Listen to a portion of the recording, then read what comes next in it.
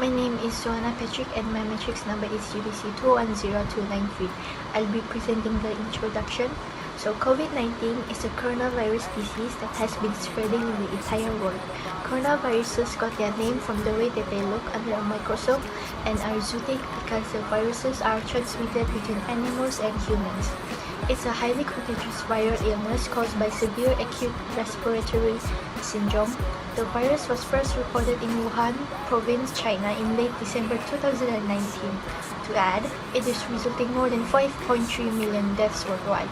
People who get the disease will most likely experience mild to moderate symptoms and require medical attention, which is why, for those who are listening, have to be more careful when going outside and always bring sanitizer and an extra mask because anyone can get infected by breathing in the virus if you are near someone who has COVID-19 or by touching an area that has been touched by them, which we will never know if someone standing beside us has COVID or not. The lockdown in Malaysia started on 18 March of 2020. There were both positive and negative changes during the lockdown. A lot of citizens seem to have more time to do enjoyable things, get more rest, and get to be closer with their family, which makes them to appreciate life better. Unfortunately, groups such as older adults and those who live by themselves may be less able to benefit. Plus, those who are in business have suffered a huge loss since they won't be able to work without people going anywhere. Briefly, COVID-19 pandemic is a big issue and phenomenon that affects the life of the entire planet. Thus, understanding the causes, effects, and prevention of COVID-19 is critical to everyone. This study focuses on how Malaysia prepare to face COVID-19 on the pandemic. Thank you. Assalamualaikum and hi, my name is Nur Aina Andriana and my matrix number is UDC 210289.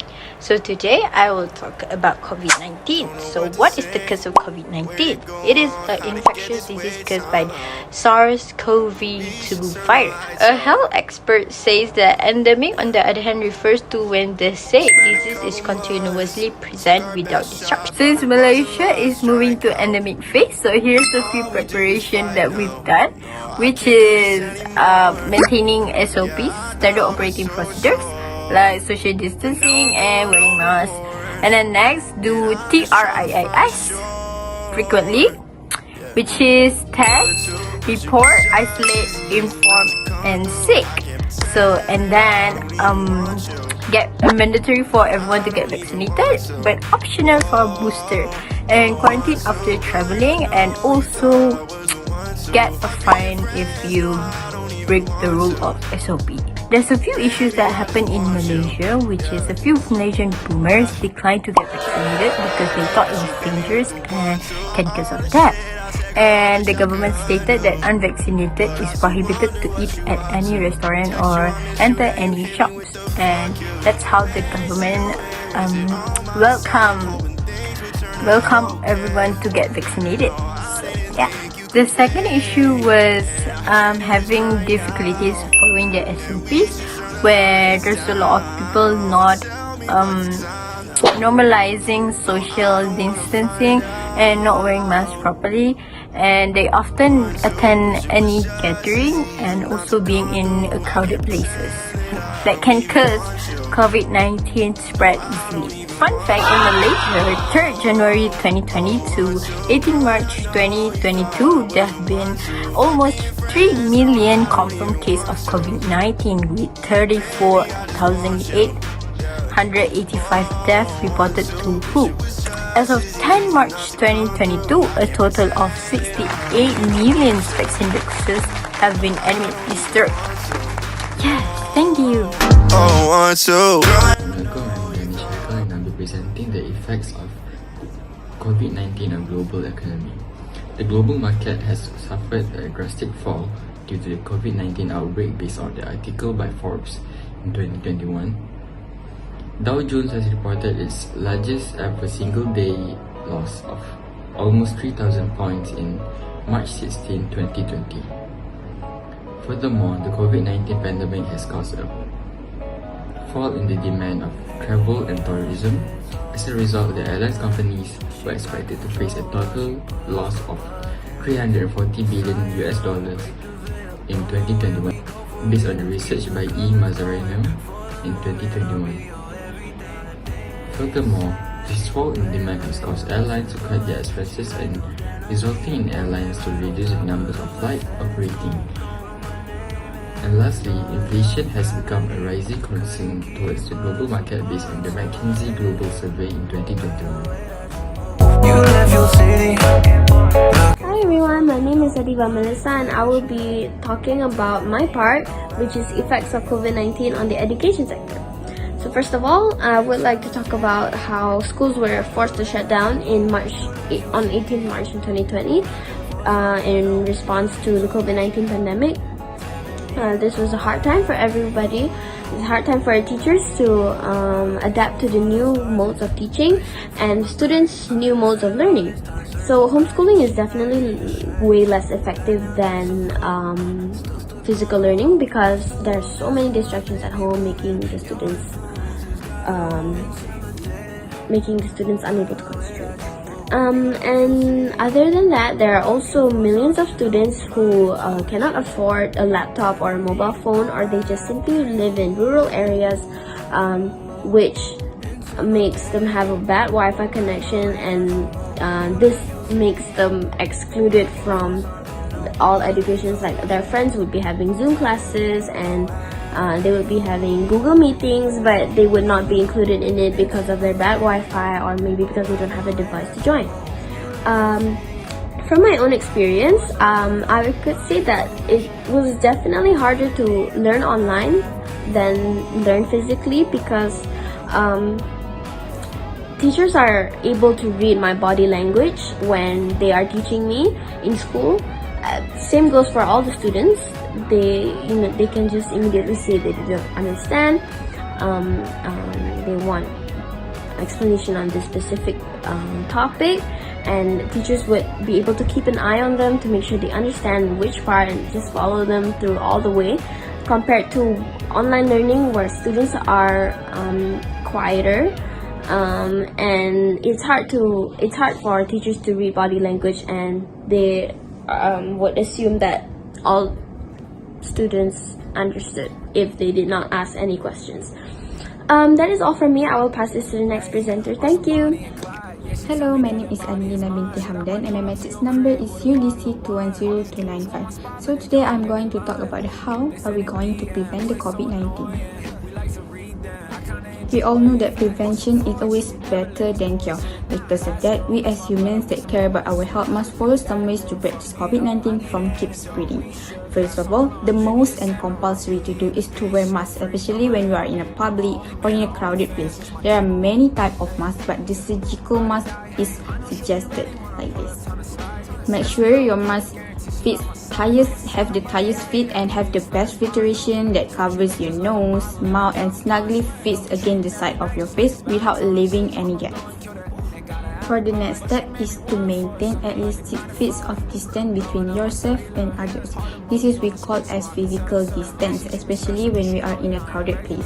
At this moment, avoid close contact with people who are sick and got symptoms. Some activities that include large gatherings such as open houses and parties should also be avoided.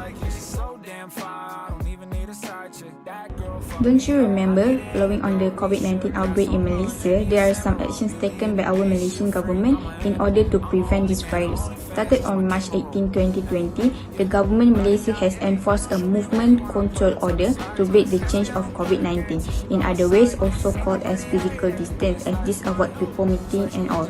Not just that, to make sure this is more interesting, the media, including the netizens, actively spread the hashtag stay at home.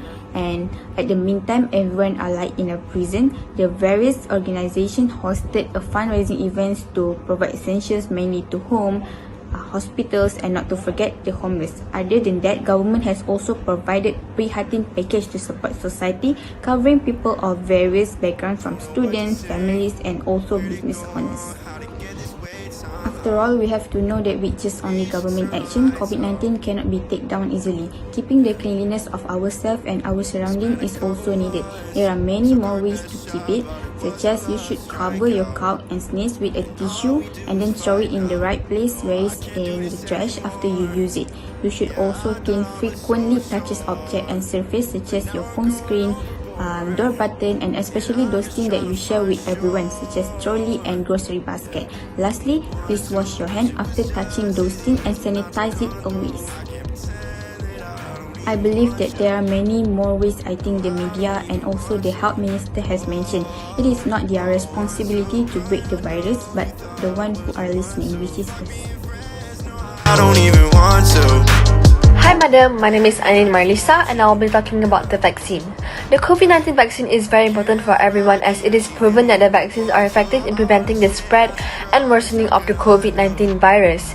It is important for us as it will not only protect us but also people around us, especially loved ones.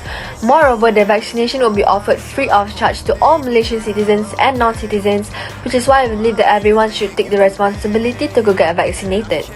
Apart from that, our national economy will be able to recover once the vaccination distribution is completed and people's lives will be improved and finally back to normal. If the majority of population does not get vaccinated, we will not be able to achieve community immunity and the disease will continue to spread through the population and increase the risk of virus mutating, creating newer variants such as Delta and also Omicron, which is much more dangerous. There are already about 25 million people who are fully vaccinated in Malaysia and 68 million doses have been given out as of 21st of March 2022. And this is very good as Malaysians are aware of this virus and are taking the responsibility to get vaccinated. As for my vaccine experience, I did not have any terrible side effects. In fact, I was feeling just fine and only had sore arms for a few days. However, my mother on the other hand felt sick, so I believe that different people have different side effects and some older people might get worse side effects compared to younger people as we have a stronger immune system. For the booster shot, unfortunately, I felt sick and the majority of people I knew too felt the same way, which was falling sick for a few days. With this, I believe that everyone should get vaccinated and get boosted as it will keep protecting us from the virus, and even if we get COVID, our symptoms are not going to be as bad as someone who is not fully vaccinated. That is all for my part. Thank you. We go from here, just keep the colors. Hi, Assalamualaikum. My name is Aufarafiq bin Anwar from UBC 210258. Still here, I would like to share about my experience being a test COVID positive and being quarantined for 7 days. So let's begin. And actually on 11 February, I went to Nive's clinic for the COVID testing. Actually, I do the test because in another 2 weeks, my family and I go trip to Turkey for vacation. So that's why we take precaution for the test. After 1 day pass, after I got to test, my family and I got the email from the Majlis Keselamatan Negara that I was the only one of my family have been test positive for COVID-19. So honestly, I'm a bit weird because I'm the only one who sits quietly at home while my family and all have go to work, go to school. But what to do? I follow the wish that I told. So I got quarantined in the room for 7 days. Although I was found to have a COVID-19 positive, but I don't got any symptoms like refer to me like fever, flu, whooping cough. Everything was fine actually. So for me for 7 days, I was quarantined in my own room. Yeah, in my own room. So I expected to sit in the room for a week, but I think the longer I got sit in my room for 7 days, the worse because at last I feel so bored. Although there's also free time. Yeah, I do free time like tidying the room, doing assignment, the assignment given by the lecturer, watching movies or K-dramas. But if we stay in room for too long, like 7 days, I think I'm gonna be so crazy because it's so boring. Yeah, it's gonna be so boring. So I think that's it. Because I don't have any I want to share with you. So yeah, I think that's all I can share a little bit from my experience. So I was a COVID-19 positive patient. I am confined in room for 7 days for me, for my opinion, when I got quarantine, for me, I'm just starting to feel happy because I have in my own world. Finally, yeah, I got bored too. Okay, that's all. Okay, bye. The severe acute respiratory syndrome is caused by COVID-19, a highly dangerous infection. Since March 10, 2022, a total of 68,066,394 vaccine doses have been administered for usage in Malaysia. There have been 3,927,437 confirmed cases and 34,185 deaths reported to the World Health Organization. This shows how crucial it is to know methods to prevent this virus. Through that, I hope the information provided has given you new knowledge of COVID-19, essentially methods involving the causes and how they are spread, the effects COVID-19 has on the economy, education, vaccination, methods to prevent them, and our experience during this time. Thank you. That girl fucked me up. I need an antidote. We should grab some lunch. Maybe a salmon roll. Beauty and the Beast. She a freak. I'm an animal. I'm the only man. Her only fans. Just my